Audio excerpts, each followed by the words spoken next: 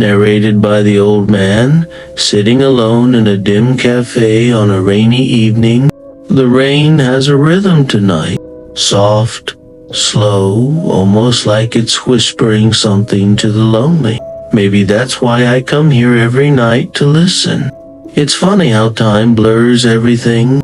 Faces fade, voices go silent, but letters, they survive, especially when they come from the dead. My name is Ethan Howard, though most people in this town just call me that quiet old man at the cafe. They don't know why I sit by the window every evening, staring out into the rain with a bundle of faded letters tied with a red ribbon. But maybe tonight, I'll tell the truth.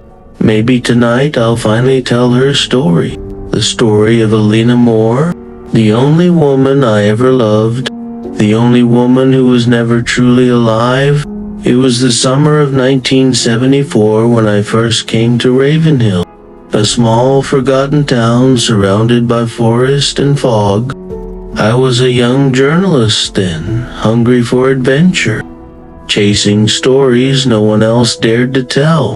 One evening, I heard a rumor at the local inn about a mansion on the northern hill, abandoned for decades, said to be cursed. They said strange music played there at night, and lights flickered in empty windows. Naturally, I went straight there. The mansion stood tall and broken, its walls covered in ivy, windows shattered like memories of a time long gone. But despite the decay, there was a beauty to it, a sadness that drew me in. As I walked through the rusted gate, I heard the faint sound of a piano. And then I saw her, a girl in a flowing white dress, standing near the window, her hair swaying softly in the breeze. She turned toward me and smiled. That was the moment my life changed. She told me she lived there alone, caring for what was left of her family's home. Her voice was soft, melodic, almost too perfect to be real. I asked her why she stayed in a house so empty. She said, "I made a promise. I'm waiting for someone." The next morning, I found the first letter under my motel door. "You looked tired last night. I'll play something cheerful for you tomorrow." Every day, another letter came neatly folded, written in elegant cursive, carrying a faint scent of lavender. I never saw her post them. They just appeared, and every evening I returned to that mansion. We talked about everything: the sea, old books, her childhood. But whenever I asked about her family or the person she was waiting for, she would go silent and look toward the lake, whispers in the night.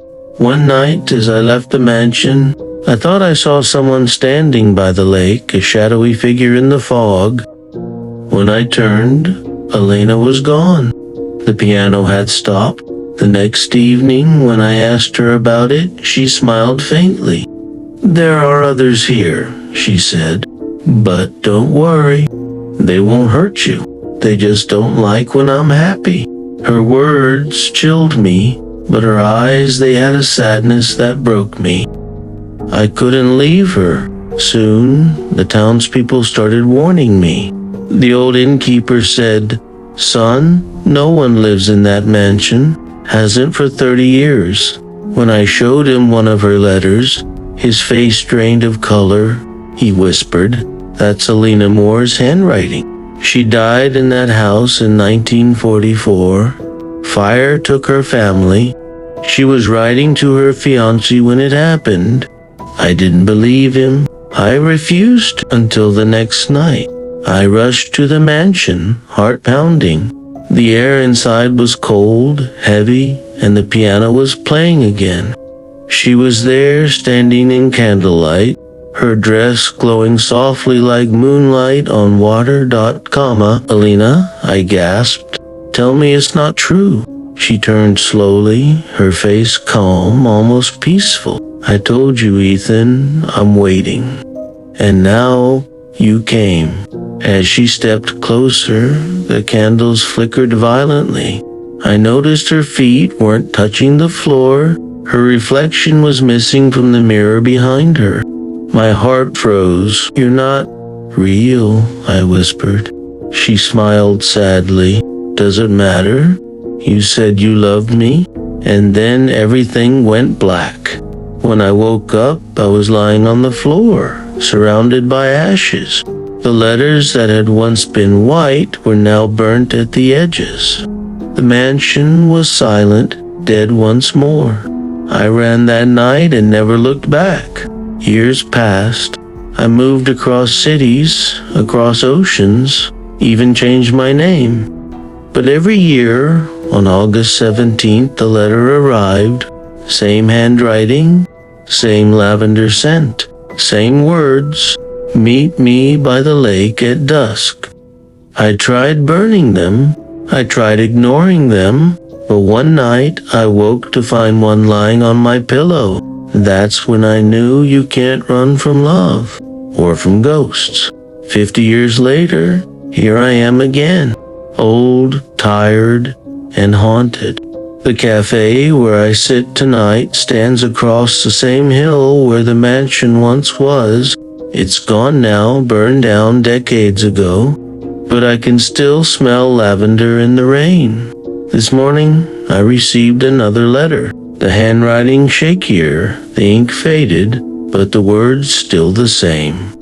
"Ethan, I kept my promise. You said forever. I'm still waiting by the lake. I thought I was done being afraid, but my hands tremble as I hold it. I know what she wants. She's waited too." The rain grows heavier as I walk toward the lake. Every step feels like walking into a memory.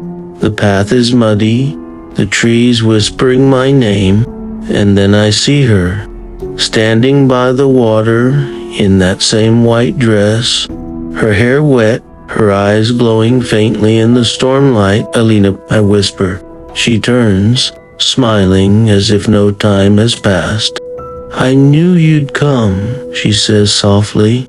"I waited like you asked me to." "I never asked you to wait forever," I say. Her eyes glisten with tears that aren't water. "I know, but love isn't something you stop doing, Ethan. Not even when you die." She holds out her hand. It's pale, transparent, yet warm when I touch it. The rain stops.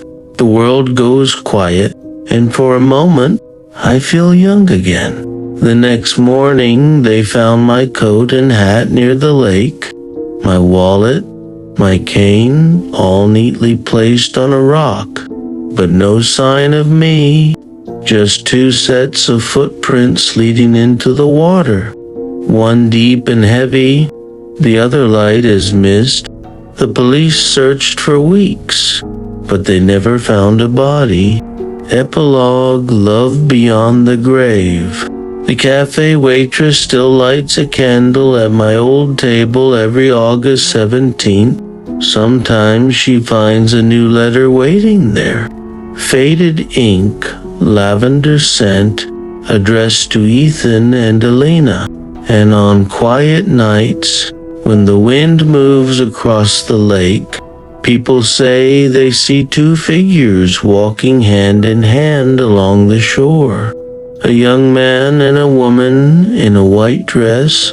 The old innkeeper says he's not afraid anymore. He says it's not a haunting, it's a promise kept.